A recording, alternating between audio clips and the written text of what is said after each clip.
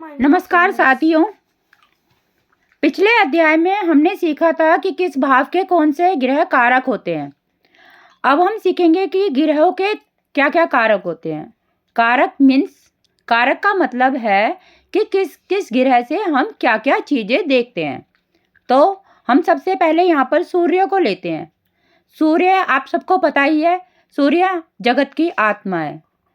सूर्य नहीं है तो प्रकाश नहीं है, चारों तरफ अंधेरा ही हो जाएगा अगर सूर्य नहीं है। सूर्य नहीं है तो धूप नहीं है, सूर्य नहीं तो रोशनी नहीं है।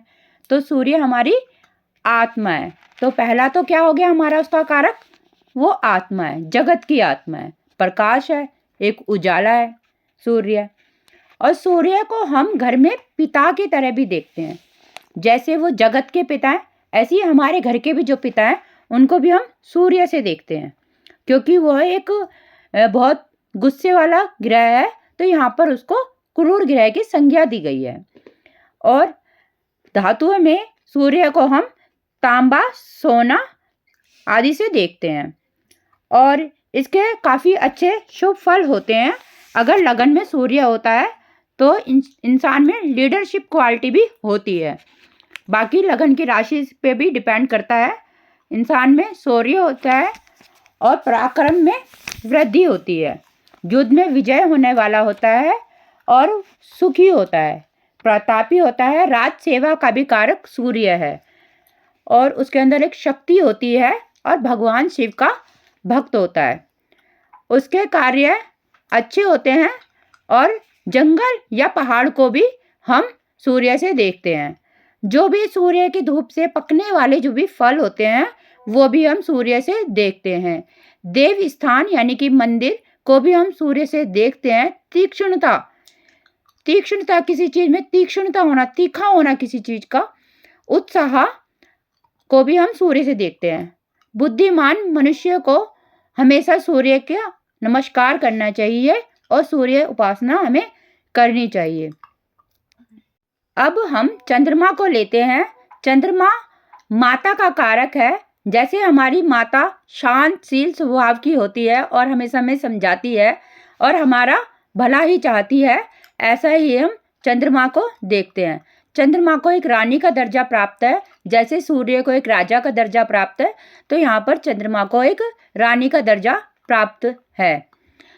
और इससे हम मन की प्रसन्नता, खुशी देखते हैं। हम इसे समुद्र देखते हैं और स्नान देखते हैं। और सफ़ेद रंग की जो वस्तुएं होती हैं वो भी हम चंद्रमा से देखते हैं। दूध से बनी हुई वस्तुएं भी हम चंद्रमा से देखते हैं। फल हम चंद्रमा से देखते हैं। फूल और मुलायम वस्तु, खेती और अन्न और यश, मोती, चांदी, कांसा, दूध, प्रचुर मधुर मात्रा में प्राप्त पदार्थ, जल, गाय, स्त्री और सुखपूर्वक भोजन, रूप, सुंदरता, हम ये सब चंद्रमा से देखते हैं। मंगल को एस्ट्रोलॉजी में सेनापति का दर्जा प्राप्त है। तो जैसे सेनापति होता है, ऊंचा कद होता है, शारीरिक अच्छी बनावट होती है, तो उस हिसाब से हम मंगल को देखते हैं। लाल आंखें होती हैं। तो मंगल एक उग्र ग्रह है और इनसे हम भाई बहनों को देखा जाता है, क्रूरता देखी जाती है, युद्ध में लड़ाई जो होती है वो देखी जाती है, साहस देखा जाता है कि हमारे अंदर साहस कैसा है। अगर कुंडली में मंगल अच्छा है तो इंसान अच्छा साहसी होता है। और शत्रुता भी इसी से देखी जाती है। और जो हमारी रसोई में जो अग्नि होती है वो भी हम मंगल से देखते हैं। सोना भी मंगल से देखा जाता है। अस्त्र शस्त्र, चोर, शत्रु और जो हमारा उत्साह होता है वो भी हम मंगल से देखते हैं। और बाकी और चीज़ें भी, जैसे मिथ्या भाषण, अगर कुंडली में मंगल अच्छा नहीं है तो ऐसा इंसान झूठा भी हो सकता है, लड़ाई झगड़े करने वाला भी हो सकता है। और जमीन भी मंगल से देखी जाती है, चोट भी मंगल से देखी जाती है और रक्त, लाल रंग मंगल से देखा जाता है। अब लेते हैं बुध को। बुध को एस्ट्रोलॉजी में एक राजकुमार का दर्जा प्राप्त है। तो ये एक राजसी प्लैनेट है और बुध को कला निपुणता, विद्वानों द्वारा स्तुति यानी कि इसको विद्वान समझा जाता है। और हमारी बोलने की कितनी अच्छी शक्ति है वो भी हम बुध से देखते हैं। हमारी पढ़ाई लिखाई भी बुध से देखी जाती है और चतुरता भी बुध से देखी जाती है, विद्या बुध से देखी जाती है, बुद्धि बुध से देखी जाती है। और यज्ञ, भगवान विष्णु संबंधी धार्मिक कार्य हमें बुध से देखने चाहिए। सत्य वचन, जो हम सच्चाई कैसे बोलते हैं वो भी बुध से देखा जाता है। अगर बुध अच्छा है तो इंसान की बोली बहुत प्रभावशाली होती है और इंसान कला प्रेमी भी होता है और उसको कलाओं का बहुत शौक होता है। बंधु भी हम बुध से देखते हैं।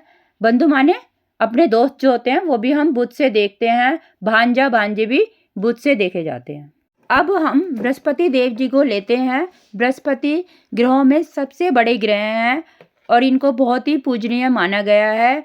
इनका कुंडली में बहुत अच्छा होना बहुत कुंडली के कई दोषों को दूर करता है।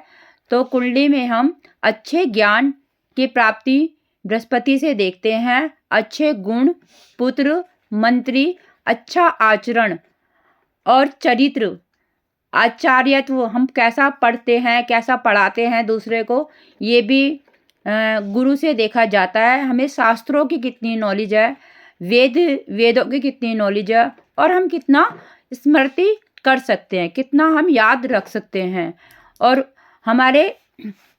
हमें कितनी उन्नति प्राप्त होगी, ये भी हम बृहस्पति से देखते हैं। देवताओं ब्राह्मणों की भक्ति, यज्ञ, तपस्या, श्रद्धा आदि सब चीज़ बृहस्पति से देखी जाती है। इनसे धन भी देखा जाता है और पति का सुख भी स्त्रियों की कुंडली में बृहस्पति देव जी से देखना चाहिए। आगे की वीडियो में हम आगे के ग्रहों के ऊपर चर्चा करेंगे, फिर इन ग्रहों को कुंडली पर लगाएंगे और आपको बताएंगे कि किस तरह से इन ग्रहों को और भावों को मिलाकर कुंडली देखनी चाहिए। धन्यवाद।